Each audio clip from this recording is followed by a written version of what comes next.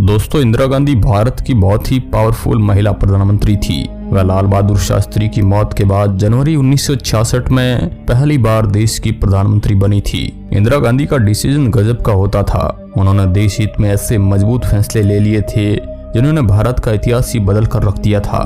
वह कभी किसी के दबाव में नहीं आती थी, इसी कारण तो उनको आयरन लेडी कहा जाता था। अपनी सुरक्षा टीम में से कुछ अंगरक्षकों द्वारा साजिश का पता चलने पर भी उन्होंने उनको यह कहकर नहीं हटाया था कि देश पर इसका बुरा प्रभाव पड़ेगा।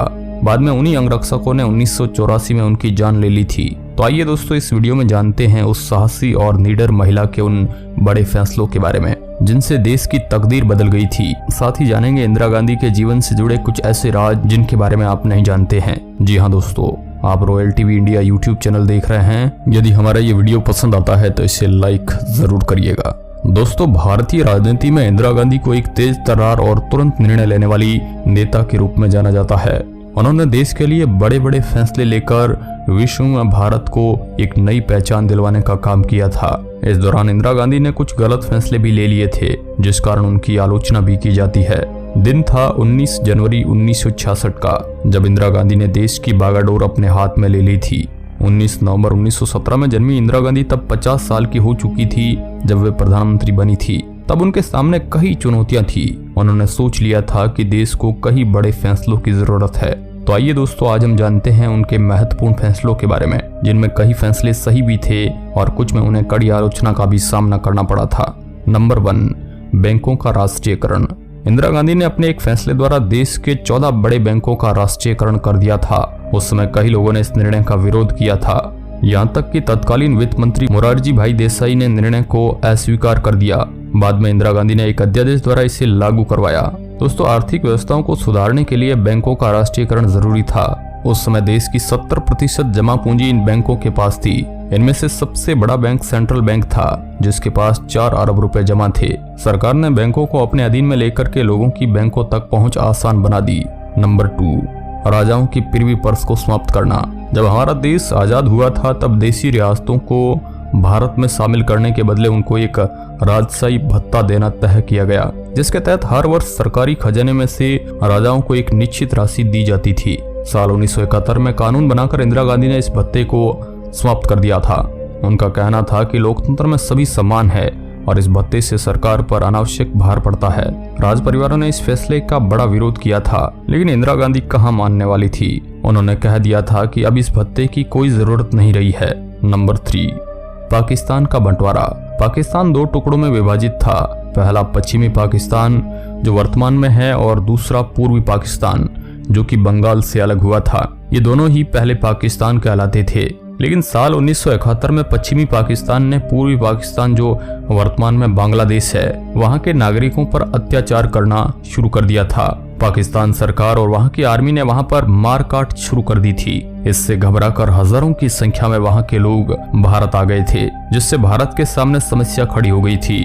इंदिरा गांधी ने तुरंत भारतीय फौज को पाकिस्तान से युद्ध करने को कह दिया और 5 दिसंबर को कराची पर जबरदस्त हमला कर दिया गया। उसके बाद पूर्वी पाकिस्तान के सैन्य ठिकानों पर भी बम बरसाए गए। भारतीय आर्मी ने केवल 14 दिनों में ही पाकिस्तान को घुटने टेकने के लिए मजबूर कर दिया था। इंदिरा गांधी के इस कठोर फैसले के कारण पाकिस्तान ने हाथ खड़े कर दिए थे और बाद में पूर्वी पाकिस्तान को बांग्लादेश बना दिया गया। इस तरह इंदिरा गांधी ने पाकिस्तान को तोड़ करके बांग्लादेश नामक एक नया देश बना दिया था। नंबर 4, इमरजेंसी की घोषणा। इंदिरा गांधी ने 1974 में देश को आंतरिक खतरा बताते हुए आपातकाल लगा दिया था। दोस्तों, इलाहाबाद हाईकोर्ट ने इंदिरा गांधी को फैसला दिया था कि वह 6 साल तक चुनाव नहीं लड़ सकती। साथ ही उनकी सांसद सीट भी शून्य घोषित कर दी। हाईकोर्ट के इस फैसले के बाद 25 जून 1975 को इंदिरा ने पूरे देश में आपातकाल की घोषणा कर दी थी। अपने विरोधियों को पकड़कर जेल में डाल दिया गया। संविधान में संशोधन किए गए, जिससे सारी पावर प्रधानमंत्री के पास आ गई थी। ये भी कर दिया था कि प्रधानमंत्री पर कोई भी मुकदमा नहीं चलाया जा सकता है। इमरजेंसी के फैसले को लेकर बाद में उनकी बड़ी आलोचना हुई थी। Number 5, operation blue star. दोस्तों, उस समय पंजाब में जनरल सिंह भिंडरवाला और उसके कुछ साथी अमृतसर के स्वर्ण मंदिर में छिपकर खालिस्तान नामक अलग देश की मांग करने लगे। इंदिरा गांधी ने स्वर्ण मंदिर पर हमला करवा दिया, जिसमें भिंडरवाला और उसके सहयोगी मारे गए। लेकिन साथ ही कुछ निर्दोष लोग भी मारे गए थे।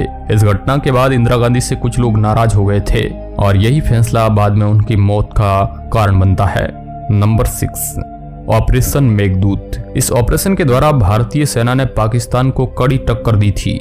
दोस्तों 17 अप्रैल 1984 को पाकिस्तान ने सियाचिन पर कब्जा करने की बड़ी योजना बनाई थी, लेकिन इसकी भनक इंदिरा गांधी को पहले ही लग जाती है और वह पहले ही सेना को सचेत करते हुए सियाचिन पर भारत का कब्जा करवा देती है।